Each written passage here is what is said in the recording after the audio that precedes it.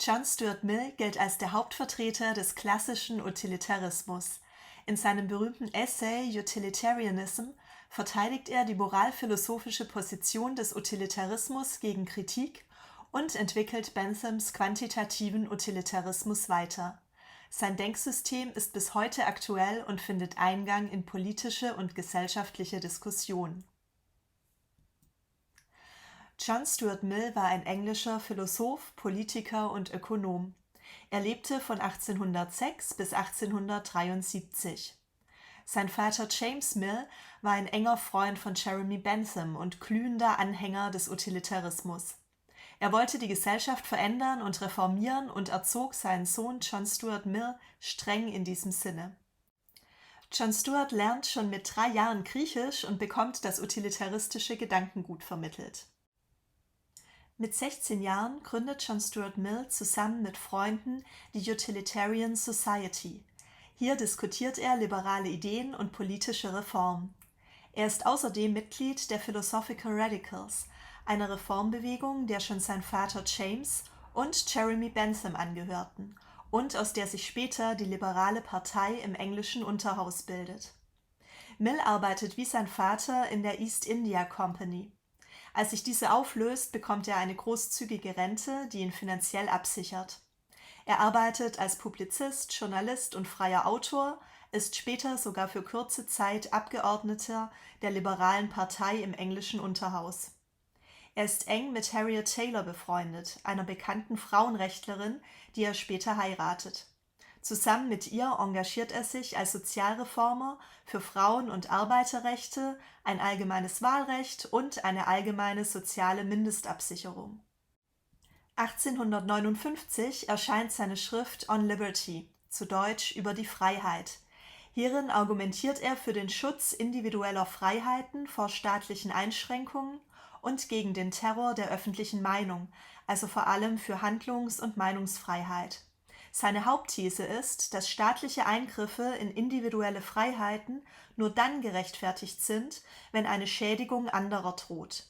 Mill gilt nicht umsonst als Stammvater des Liberalismus.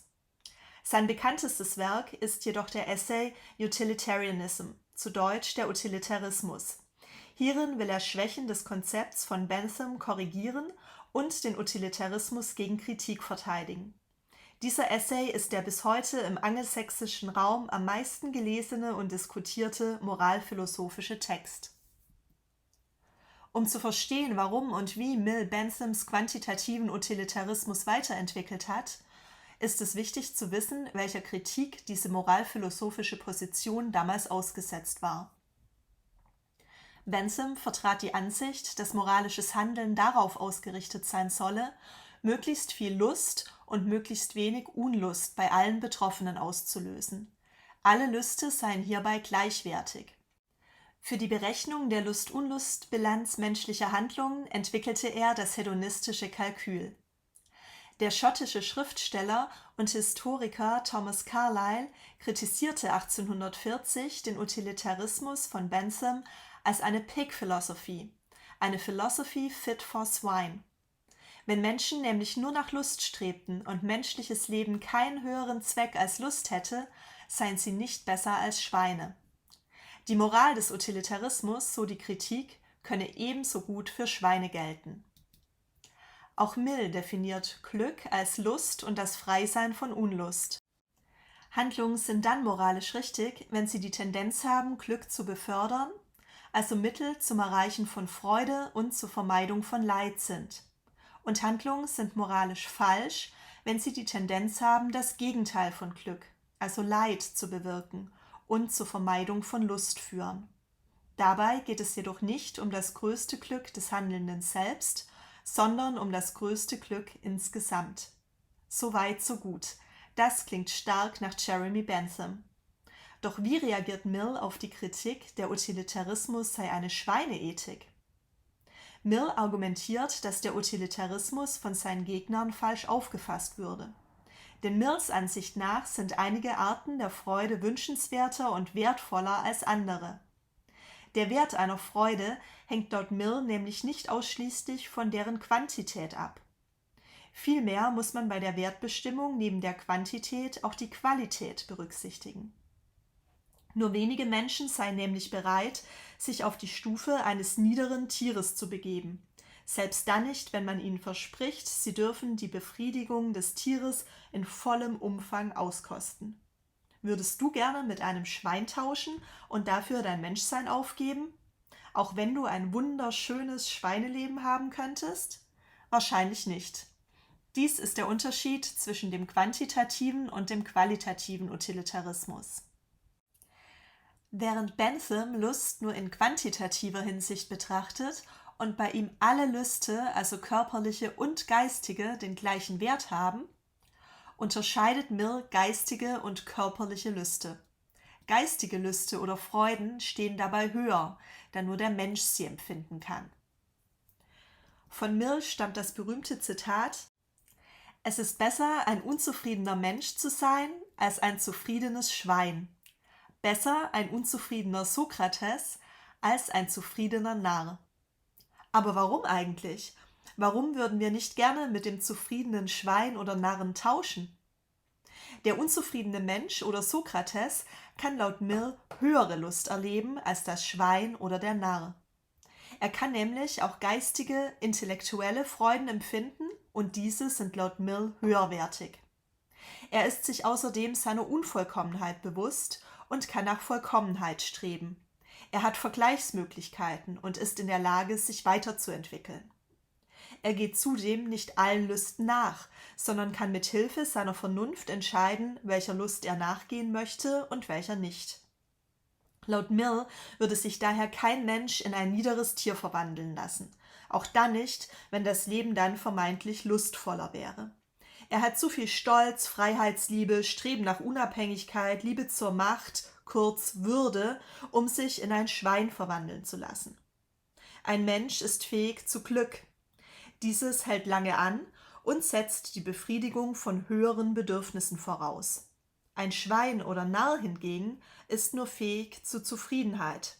Diese ist von kurzer Dauer und setzt lediglich die Befriedigung der Grundbedürfnisse voraus. Wenn Mill also von Glück oder Lust spricht, meint er das Glück auf lange Zeit. Die Lust, die aus der intellektuellen Betätigung und dem Dienst an der Gesellschaft entspringt. Bildung und gesellschaftliches Engagement sind für diese Art von Glück nötig. Es ist besser, ein unzufriedener Mensch zu sein, als ein zufriedenes Schwein, besser ein unzufriedener Sokrates, als ein zufriedener Narr. Und wenn der Narr oder das Schwein anderer Ansicht sind, dann deshalb, weil sie nur die eine Seite der Angelegenheit kennen, die andere Partei kennt beide Seiten. Doch wer kann unterscheiden und beurteilen, welche Lüste niedere Freuden und welche höhere Freuden sind? Und wer kann kompetent darüber urteilen, was letztendlich zum größtmöglichen Glück für die größtmögliche Zahl von Menschen führt? Dies können nur Menschen mit dem größten Erfahrungshorizont. Mill nennt sie competent judges, kompetente Beurteiler, die sowohl die körperlichen als auch die geistigen Freuden erfahren haben. Denn sie besitzen, gemessen an Selbsterfahrung und Selbstbeobachtung, die besten Vergleichsmöglichkeiten. Sie kennen beide Seiten, körperliche und geistige Freuden, und geben, nachdem sie beide erlebt haben, den geistigen Freuden den klaren Vorzug. Diese Freuden sind damit wertvoller als die anderen. Aufgabe der kompetenten Beurteiler ist es, Handlungsregeln und Pflichten zu beurteilen und aufzustellen, die dann für alle Menschen gelten. Intellektuellen Eliten kommt also bei Mill eine besondere Bedeutung zu. Nur gebildete Personen sollten seiner Ansicht nach gewählt werden können und der ungebildeten Masse helfen, sich selbst zu bilden und weise Entscheidungen zu treffen. Mill misst der Bildung und Erziehung einen hohen Stellenwert zu. Denn nur diese ermöglicht laut Mill zu erkennen, was das größte Glück für die größte Anzahl ausmacht und wie es realisiert werden kann. Nur der gebildete Bürger kann moralisch richtig handeln und entscheiden. In einer umfassenden Bildung sieht Mill die Grundlage für die Erlangung persönlicher Freiheit und Glücks. Nur aufgeklärte Bürger können den Fortschritt einer Gesellschaft mitgestalten. Mill ging sogar so weit, dass er ein Mehrklassenwahlrecht auf der Grundlage der Bildung vorschlug. Gebildete Bürger sollten mehr Stimmen erhalten. So wollte er eine Tyrannei der ungebildeten Mehrheit verhindern. Damit das Allgemeinwohl, das größte Glück für die größte Anzahl, gesichert ist, müssen laut Mill 2 Regeln gelten. Erstens, jeder soll auf jeden Rücksicht nehmen. Und zweitens, es muss ausgeschlossen werden, dass ein Einzelner gegen das Wohl der Allgemeinheit handelt. Hier sehen wir den Bezug zu Mills Idee der Freiheit. Freiheit und Nützlichkeit stehen bei Mill in einem engen Zusammenhang, denn in beiden Fällen muss immer das Gesamtwohl der Gesamtgesellschaft im Auge behalten werden. Individuelle Freiheit endet dort, wo sie die Freiheit und das Wohl anderer einschränkt. Mill möchte eine Gesellschaft schaffen, welche das höchste Maß an Gerechtigkeit und Freiheit beinhaltet. Dazu muss das Individuum vor der Macht der Gemeinschaft und die Gemeinschaft vor dem Egoismus des Einzelnen geschützt werden. Ein Staat muss verhindern, dass die persönliche Entfaltung auf Kosten des gesamtgesellschaftlichen Nutzens geht.